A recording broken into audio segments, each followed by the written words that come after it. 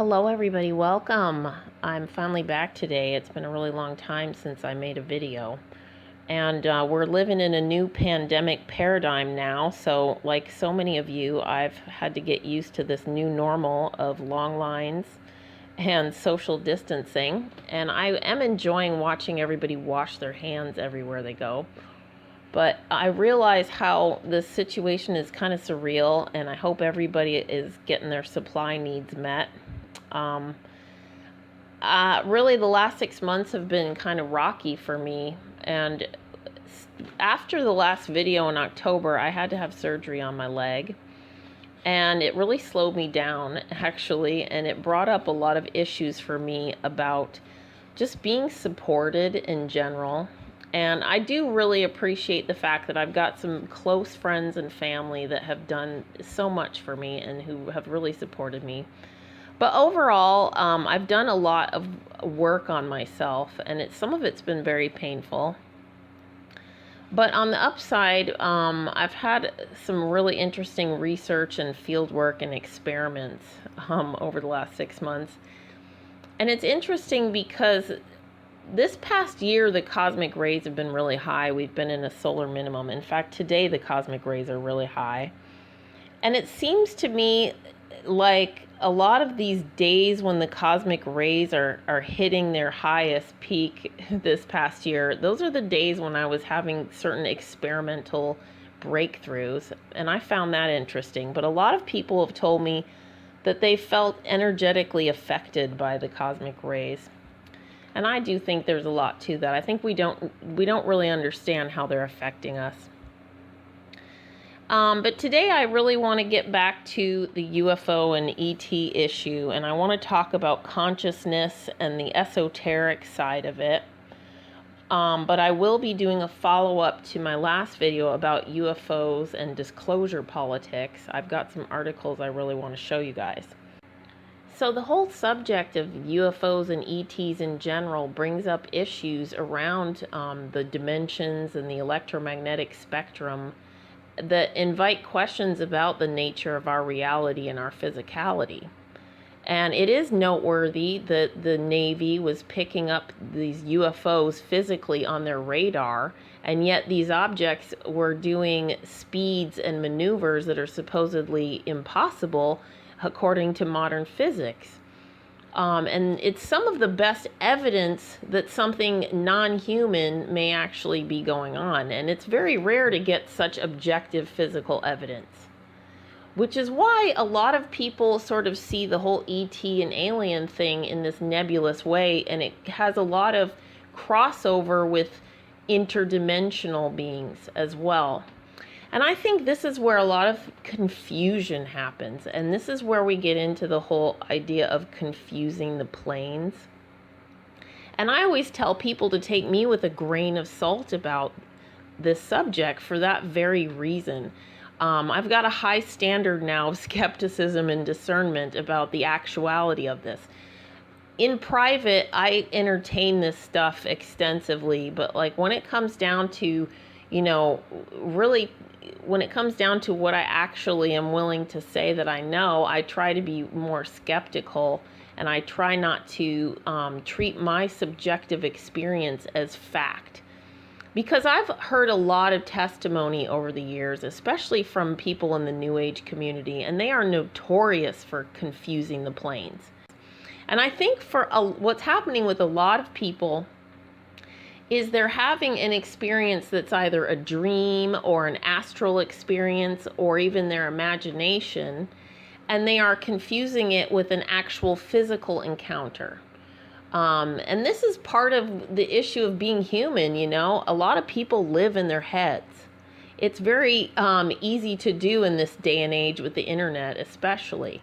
And so there's so much subjective testimony out there that really seems to have some serious problems with the issues of, is this an energetic or imagined experience or phenomena, or is it actually a concrete physical reality?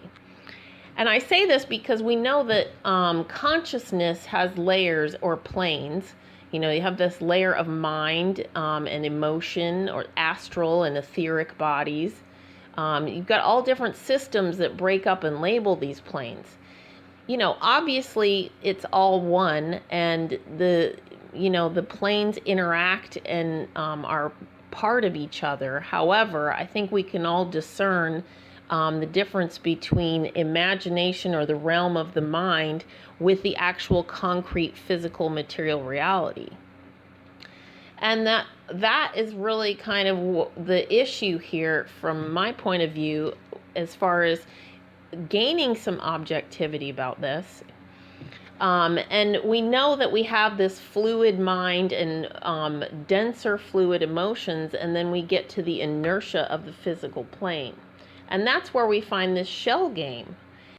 Then we have to discern from what is a being that's just energetic or plasma, or a fluid being, compared to an actual extraterrestrial biological entity. And I see a lot of Christians online, they've got their dogma about the UFO and ET issue. And a lot of them are very emotional. But, all it takes is for the whole subject to be brought up. The subject of UFOs or aliens comes up, and immediately the Christians are like, all aliens are demons. Well, it becomes kind of dicey, because when you look at the definition of demon, it really describes an evil spirit and deity. This is the root of the word, and it implies energetics and mind and astral dynamics. The nature of what a demon actually would be an evil spirit. Or you can actually label a person or a place or a thing demonic. I mean, you can label a cat a demon, just like you can label an alien a demon. It really doesn't tell us anything about the ET phenomena. In fact, I find this whole aliens equal demons to be a very knee-jerk, emotional, kind of babyish argument that's very anti-intellectual and weak. And I get really tired of hearing it, to be honest. It presumes that all extraterrestrial biological entities are evil. It labels them all.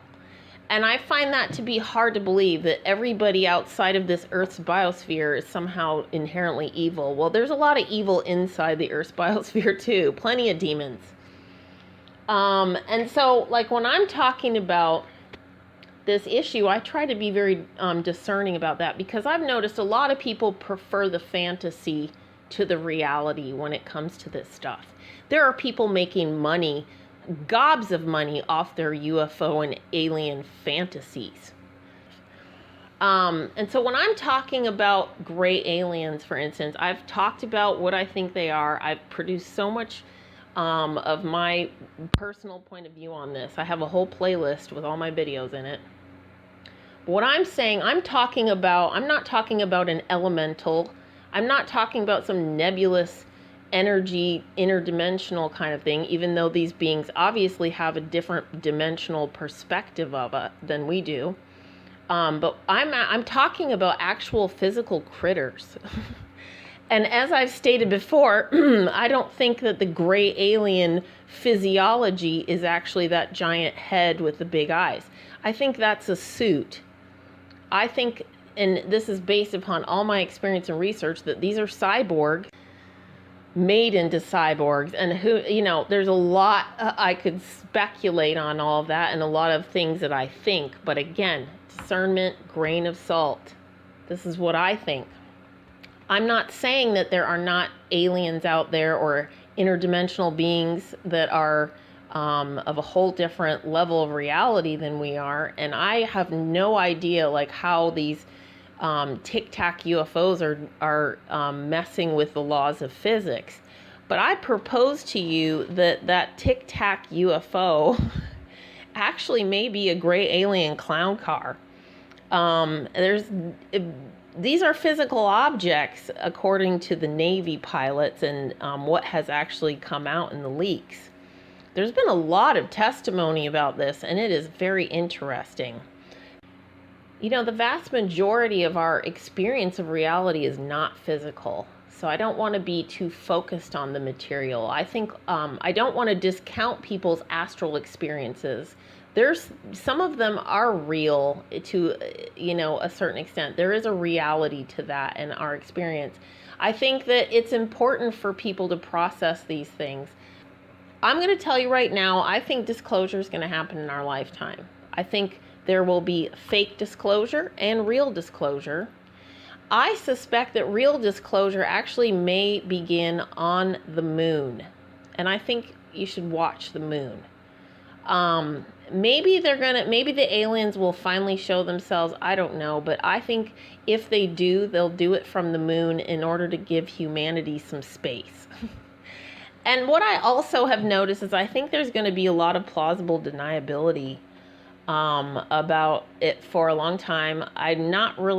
I really have more questions than answers about it all. But from what I'm seeing, there are, like I said in my last video, there are political motivations now. This subject is probably going to come back to light after some of this pandemic stuff passes, if it ever does. I mean, honestly, there's a lot of people seem to want this to go on forever. Okay, so meanwhile, I'm going to do my best to make some more videos for my channels. Onward, and I hope that everyone has a wonderful Easter weekend. Take care.